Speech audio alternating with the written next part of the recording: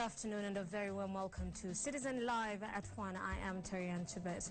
Now, police in Mombasa have gunned down one person and recovered 8 grenades and a pistol in surprise raids in 2 mosques in Mombasa. More than 250 youth have also been arrested in an ongoing security operation against radicalization of young people. Michael Njenga brings us the details. Barely a year since Masjid Shuhada and Sakina Mosque hit the headlines over their takeover by youth, they are in the headlines again. Acting on a tip-off, over 100 GSU and administration police officers simultaneously raided the 2 mosques that have been over a while accused of preaching radicalization messages. Confirming the incident, Mombasa Police Boss Geoffrey Mayek said the officers recovered 8 grenades, 1 pistol with several rounds of ammunition, knives and machetes. In Sakina Mosque we recovered 3 hand grenades and 1 pistol with 6 rounds of ammunition. 1 person was shot dead after he allegedly tried to hurl a grenade at the police. Officers also recovered several CDs whose content is yet to be established. Police say the operation that saw 251 youths arrested will continue both in the mainland and the island to flush out radical clerics, most of whom we believe are radical youths, especially those ones that we arrested inside the mosque. In Sakina Mosque, we nabbed 8 of them, and in Masjid Musa, we got 16 who are living inside the mosque. The suspects are being held in different police stations within Mombasa town as they wait to be arraigned in court tomorrow. Michael Njenga, live at 1. A group of men and women are currently staging a demonstration in Nairobi to protest recent cases in which women were stripped in public for wearing short dresses and miniskirts. The hundreds of protesters have marched from Uhuru Park's Freedom Corner and are headed to Harambee House to present a petition to government officials. We're now joined live on phone by our reporter Nasteha Mohammed. Nasteha, good afternoon. Do let us in. What is currently happening within these protests? Good afternoon, Prt1. The demonstration of the women dubbed My Dress, My Choice kicked off this morning at 11 a.m.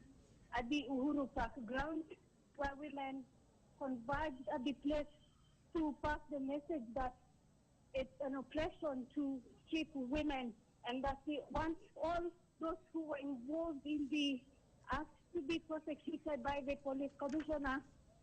And they're also calling on. They've also accused the women representatives for not showing any solidarity with them at this moment. And the women also walked all the way from Uhuru Park to the Embasaba bus station where they submitted their petition to the Embasaba group. But in countering that, the men who were there, a group of men actually started shouting that women should dress up and stop dressing indecently. At the moment, we are headed to the office of the president, where they're supposed to submit their petition. Our reporter Nasteha Mohammed there, following the My Dress, My Choice demonstrations that started off at the Freedom Corner at Uhuru Park, heading over to Harambee House. Now, governors could abandon their push for the Pesa Mashinani referendum drive if a bill presented to Parliament is approved. The Council of Governors Chairman Isaac Ruto says they have prepared the Constitution of Kenya Amendment Bill 2014 that will, among other things, set county funding allocation at 45% and increase the roles of counties to include management of land affairs and education oversight. Sam Getoku now reports. After months of planning and lobbying for a national vote to raise the constitutional minimum funds allocation for devolution from 15 to 45%, the governors now say they are ready to abandon the vote initiative, but with conditions. They want the Constitution of Kenya Amendment Bill 2014 approved by the August House. Bill, sisi tumetengeneza bill. Ours is to solve the problem. The methodology If the methodology is a bone of contention, as long as the issues are solved, we have no problem. We have prepared a bill. We are willing to let the National Assembly and the Senate to pass them. We are also intending to give it to our county assemblies. Speaking in Baringo County, the governors of Bomet, Baringo and Kericho also distanced themselves from claims that they were fighting the Jubilee administration to which they are affiliated and emphasized the essence of their mission.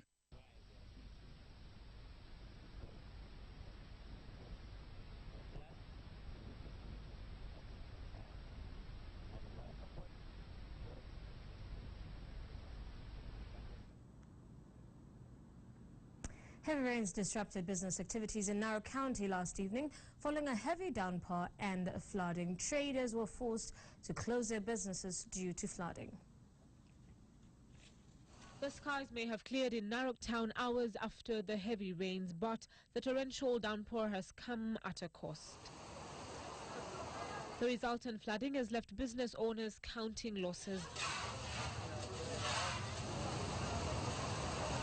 What used to be pathways are now polluted waterways, and roads have been rendered impassable. Imeleta hasara nyingi sana katika kaunti ya Narok. Na daraja hii imekosa jam kubwa sana. Hata wanaosafiri kwenda Nairobi na wanaotoka kwenda wengine imekuwa ni shida. Aswa tunaomba tu serikali tuangalie katika hii barabara yetu iweze kupanuliwa ikue at least ikue kubwa. Tunaomba serikali katika sehemu hii wajaribu kuangalia ili hii mafuriko isiendelee kusumbua watu sababu. It took hours before ambulances rushing patients to hospitals could do so following the snarl-up. Salim Bilu, Citizen Live at 1. Professionals in the hairdressing industry gathered in Nairobi over the weekend to witness the selection of the country's top hairdressers. The one-of-a-kind event so the best in the industry received trophies and recognition from their peers. Safi Godana now tells us more. Glamour and color. It was one of its kind event held in Kenya at the Kenya Hair Awards 2014. The event saw a successful turnout of the contestants with different hairstyles, all fighting for the coveted trophy. One of the things I would want to encourage the people, the manufacturers in this industry, can they create something Kenyan? Why are we doing Abuja, Nigerian? Why are we doing Ghanaian lines? Why can't we come up with a Kenyan line, perhaps that has an identity of Kenya? So one of the things I want to encourage people is let's believe in ourselves. Let's believe in this industry.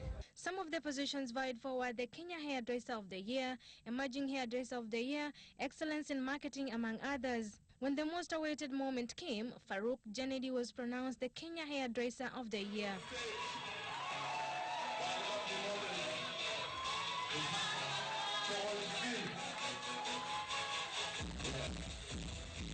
Hako Industries recognized for excellence in marketing 2014 as Jennifer Gertrude scooped the top prize in the Emerging Hairdresser 2014 category.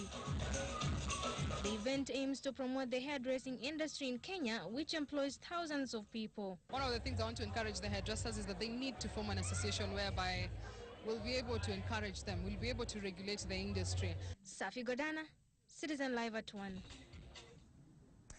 President Uhuru Kenyatta has said African countries must sustain their push for better representation at the United Nations Security Council. Kenyatta, who spoke at a meeting of foreign ministers that is discussing reforms in the Security Council, said African voices continue to be suppressed when important global decisions are made. The president also asked international organizations to be more accountable. Indeed, a considerable portion of the UN's global constituency is unrepresented and unheard in the administration of global affairs. As a result, they do not have a say in the policies that directly affect them. Africa, which provides a very large share of the UN security agenda and is also the focus of considerable work of the organization, has absolutely no voice in the Council. This is not only discriminatory, but unfair and unjust. We must refocus the institution towards the realization of its founding objectives. The UN should be the last institution on earth propagating the idea that some societies are inherently superior or that some peoples are generally unworthy. Yet this is the present unsatisfactory state of affairs. When you have an issue on any of the African countries, we have in the Security Council what we call pen holders. Pen holders. And the pen holders are your former colonies. The former colonial masters. So imagine, 50 years after independence, your colonial master is still your pen holder in the Security Council. How challenging can that be, even for the psyche of the African country that is on the Security Council agenda? Families and friends of 19 police officers who were killed near Kapedo recently are still mourning the death of their loved ones. Police officers are asking whether the lives of their colleagues could have been saved if they had the ideal equipment to do their work in what is arguably one of the most hostile places for police officers to operate. Mike Njenga was in Kapedo recently and spoke to a section of officers who also say that poor pay and lack of allowances has affected their morale.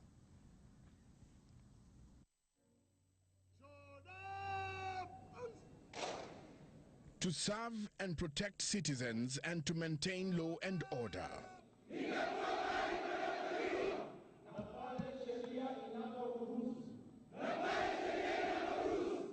And once these men and women leave the training grounds, they are deployed to some of the most hostile environments in Kenya. Here, in some parts of Kenya's North region, they undergo the ultimate test for endurance. This is a lawless jungle where death lurks in the shrubbery. They have to adapt to boiling temperatures, dust and thirst. Here, the terrain is unforgiving, and the officers have to walk for hours in scorching heat in pursuit of cattle rustlers. Armed bandits roam the wilderness, and at times, the police are no match for crooks who know the region well. An ambush results in disaster. The death of 42 officers in Baragoi in 2012 and the recent killing of 22 policemen in Kapedo on the border between Baringo and Turkana County are a pointer to the dangers the policemen face. In places like Mandera and the long border stretch between Somalia and Kenya, several have been killed in explosions. This car, for example, was carrying officers along the Kenya-Somali border when an explosive device went off. All the occupants died here. But you may ask, aren't the officers supposed to face these dangers to protect us? We do not encourage cowardice in the National Police Service. And that's why even in our National Police Service Act, there is a disciplinary offense that is called guilt of cowardice. And that's why you don't see our officers running away from a scene of an incident like what we witnessed, because they have a duty to protect the people of this country. Well, policemen who spoke to us on condition of anonymity say they are always ready to put their lives on the line for the security of the nation. Problem is, they lack basic facilities to defend us and stay safe. The situation is dire and they are often deployed into combat situations without protective equipment such as bulletproof vests, helmets, navigation equipment and vehicles for combat situations. Inspector General of Police David Kimayo admits the force lacks important equipment but says, we're also looking at number of equipment that can make this officer to be comfortable as they execute their duties in the field. And this is part of the process of the equipment that is ongoing now at the moment. And we are seeing that these things cannot be just be coded today and satisfy everybody, but it's being rolled out, including even the other vehicles that is purposely meant for operational use. The officers are not happy with the trucks available. Look at this one, for instance. When going to a combat zone, they face each other and can hardly cover the backs of colleagues. They say a truck like this one used by the Kenya Defense Forces is ideal. Perhaps the armored vehicles will save the day for the police. Also in focus is allowances. A fresh constable from college earns 15,000 shillings after tax. They get a 4% increase yearly. That's about 800 shillings. Those in the dangerous areas also get 5,000 shillings in hardship allowance. In terms of remuneration allowances, and so forth. This is something that the government was able to do, to pay all our officers their pending allowances that was there before.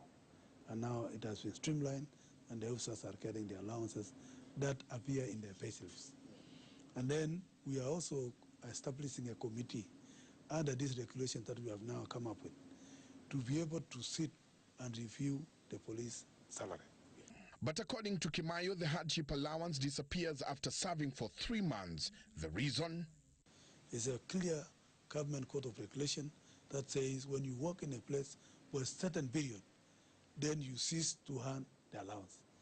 But you have to earn your allowances within the period that is stipulated as per the regulations. The matter is of great concern as it affects morale. Officers want the rule done away with. With the current allocations in the national budget, police bosses may not be able to do much with a huge budget deficit. Kimayo has been demanding an annual budget of 150 billion shillings, and the 67 billion allocated in the last budget may not be enough to plug the budget hole. The award of life insurance tender earlier this year may have soothed the hearts of these brave officers who risk their lives for the nation. But clearly, more needs to be done to take care of the men and women who comb these dangerous places to keep us safe. Michael Njenga, Citizen TV, Nairobi. The Ethics and Anti-Corruption Commission is targeting the recovery of monies and assets hidden abroad by relying on the recently launched Asset Recovery Interagency Network for East Africa.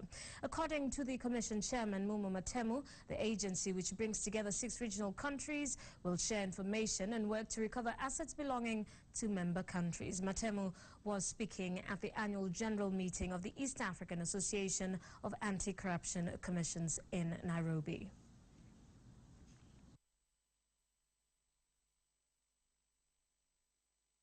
The challenge that we face today in the fight against corruption is the urgent need to have a symbiotic working relationship between various organs of the states. The fight, we recognize, should not be left to a select few, i.e., the police, the judiciary, and anti-corruption bodies. In contrast, mistrust between anti-corruption agencies at times and in some countries has been commonly identified as a main reason for limited success. Regarding the East African Protocol on combating and preventing corruption, IACA members will appreciate that the signing of this protocol is overdue owing to the various divergent positions that member states have taken over the years. Kenya wishes to request all of us to reconsider our positions in this regard with a view to generating consensus on all divergent positions. This way, we will be able to implement the strong and unique anti-corruption initiatives enshrined in the provisions of this protocol. We'd like to now revisit our report earlier about governors could abandon the push for the M-Pesa Mashinani referendum drive if a bill presented to Parliament is approved. The Council of Governors Chairman Isaac Ruto says they have prepared the Constitution of Kenya Amendment Bill 2014 that will, among other things, set county funding allocation at 45% and increase the roles of counties to include management of land affairs and education oversight. Sam Gituku reports. After months of planning and lobbying for a national vote to raise the constitutional minimum funds allocation for devolution from 15 to 45%, the governors now say they are ready to abandon the vote initiative, but with conditions. They want the Constitution of Kenya Amendment Bill 2014 approved by the August House. Bill, sisi tumetengeneza bill. Ours is to solve the problem. The methodology, if the methodology is a bone of contention, as long as the issues are solved, we have no problem. We have prepared a bill. We are willing to let the National Assembly and the Senate to pass them. We are also intending to give it to our county assemblies. Speaking in Baringo County, the governors of Bomet, Baringo and Kericho also distanced themselves from claims that they were fighting the Jubilee administration to which they are affiliated and emphasized the essence of their mission. Why there are these issues is because of inequality, not just in this region, but in the entire country. And that is why I support both the MP and the chairman of Council of Governors, that we must be given equalization funds so that we can do irrigation, we can do roads, we can do hospitals, more hospitals. COG's Chair Isaac Ruto has hinted the bill will, apart from increasing county funding to the 45% mark, will also seek more resources for the equalization fund, whose cash is sent to needy counties. The bill also wants county governments to be given a bigger role in education management, as well as more power for the counties in land management matters. The methodology is something which is still under discussion for us as Council of Governors.